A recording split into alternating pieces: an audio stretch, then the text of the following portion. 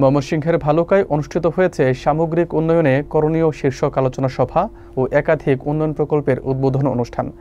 বিকেলে উপজেলা পরিষদ চত্বরে গ্রিন অ্যান্ড ক্লিন ভালুকা কর্মসূচির আওতায় ১ লাখ বৃক্ষরোপণ ও মিনি অ্যামিউজমেন্ট পার্ক নির্মাণ সহ বিভিন্ন উন্নয়ন কাজের উদ্বোধন করেন ময়মনসিংহ বিভাগীয় কমিশনার মোহাম্মদ মুক্তার আহমেদ। এর আগে উপজেলা পরিষদ হলরুমে অনুষ্ঠিত হয় আলোচনা সভা, যেখানে জেলা প্রশাসক, উপজেলা নির্বাহী কর্মকর্তা, রাজনৈতিক নেতৃবৃন্দ ও জনপ্রতিনিধিরা উপস্থিত ছিলেন। বিস্তারিত থাকছে সাইফুল ইসলামের প্রতিবেদনে।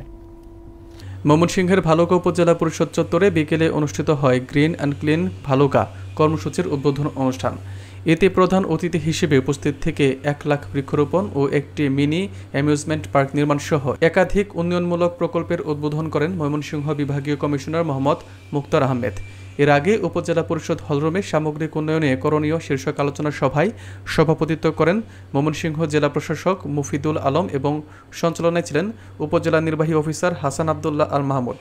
সভায় বক্তারা বলেন, বর্তমান প্রশাসনের উদ্যোগে ভালুকা দ্রুত পরিবর্তনের পথে এগিয়ে যাচ্ছে। উন্নয়ন প্রকল্প বাস্তবায়নের মাধ্যমে এই উপজেলা শীঘ্রই আধুনিক, পরিচ্ছন্ন ও বাসযোগ্য নগরীতে পরিণত হবে বলে তারা আশা প্রকাশ করেন।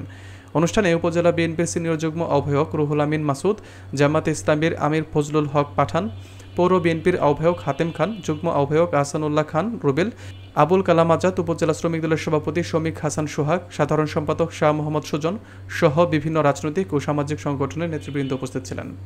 তারা প্রশাসনের এই উদ্যোগের প্রশংসা করেন এবং টেকসই উন্নয়নের লক্ষ্যে সবাইকে একসঙ্গে কাজ করার আহ্বান জানান।